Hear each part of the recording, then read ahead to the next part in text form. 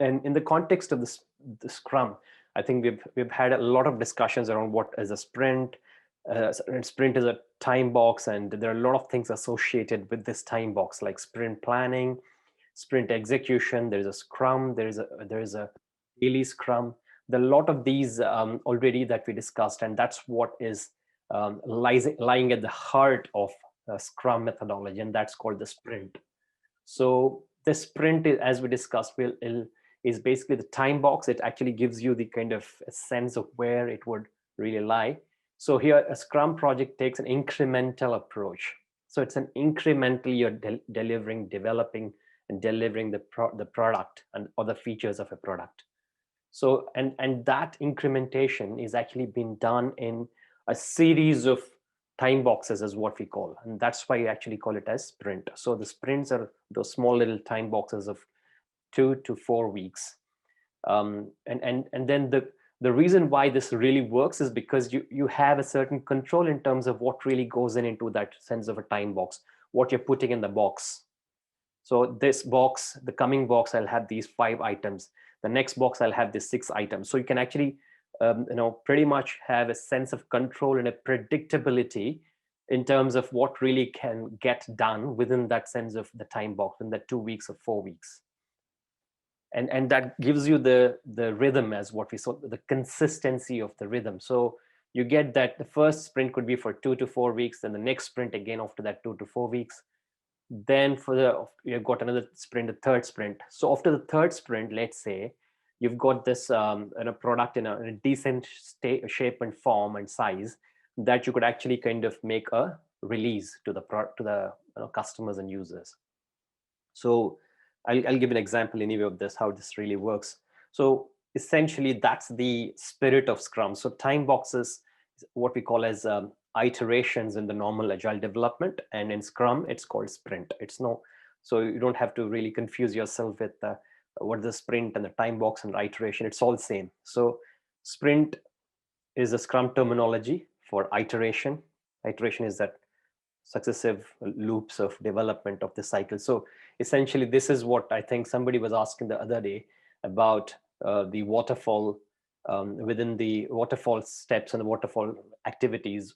So essentially, each sprint itself is a self-contained waterfall in that sense. So you can actually get to do the design, a bit of analysis, some development, testing, and then deployment. And that is all done within one sprint. So previously, remember the waterfall cycle, which used to take at least a good 2 years to develop, all the way from requirements. Then requirements I used to collect for about a good 4 weeks to 6 weeks collection, writing for another month, month and a half, getting sign off another month. So it used to take just for the requirements about 4 or 5 months, and then another 2 3 months for the architecture, and then the design. Finally, the development would start about the ninth or 10th month, then when we started the project. Whereas with Scrum and the agile development, what we're trying to do is to compress, is to really kind of crunch all the time of about 8 to 10 months, and bring in even the testing into the picture. So we've got a team. The Scrum team is made of analysts, architects, designers, developers, and testers, all of them working together and delivering something at the end of this, potentially at the end of the second or third sprint, so that is really ready to go into the market. Instead of taking about 10 months or 11 months, they can deliver it in the first 1 or 2 months, and then that gets continuously delivered every month, every 2 months, instead of actually waiting for 14 months or 18 months from the project start to the day of delivery, the first output.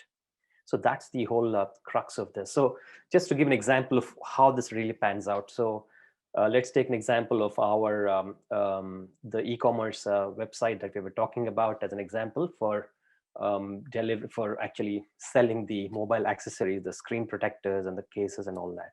So if we want to sell these mobile accessories online, we need to have this web presence we were talking, right? The website we want to develop. So the plan is, we don't have anything now. We won't actually develop. Nothing is there at the moment, not even a simple homepage, no website, nothing. So we want to develop everything from the scratch, from the ground up. If we want to develop everything from the ground up, what is required for us to get off the ground? So we need to have a product backlog. Highly welcome. So we need to have a product backlog. We need to have the the sprint backlog. So we have got the product backlog. I have prioritized some of the items from there. We said that we would have the first release focused on the catalog of the items. The second release would be somewhere in February, which would be delivering the shopping cart functionality. The third release is in around June or July, by which time we'll accept the online payments, online purchase of this. So what we have got is basically some kind of a release plan there, right? So we've got that release plan. And if you want to go for example, by December 1st week, we want to deliver the first cut of, or the December 15th, we want to deliver the first version of this website and launch into the market, right? So if we want to do that, we need to have some sprints, right? So we have this 3-week sprint, let's say, for example. So the first week, what will happen is basically we'll have a sprint planning meeting. We'll have a sprint planning meeting in the first week.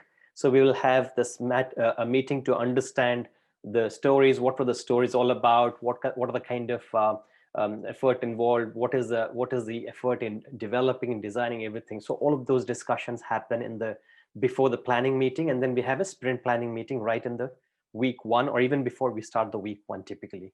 And then we have got across these next 2 weeks what we call a sprint execution. So that will start perhaps from the first week onwards all the way through to the end of the sprint, and that's called sprint execution. We're going to discuss these in detail in the later slides. So that's called a sprint execution, where you actually work on the sprint, where you actually do the actual work of designing, developing, and testing and deployment of the product or the features. And then once you are done with the execution, you then have what we call a sprint review. So you are reviewing at the end of the sprint. We are looking back, we are understanding how the sprint has been done, looking at the product, what is the product, what is the catalog, how does it look like, what are the or the item list page working fine, item details page, is it showing the items properly? All of this, that's what is called a sprint review. And a sprint retrospective also happens here at the end of this, where we discuss how did we arrive at it, what are the kind of processes that we followed as a team, whether they're really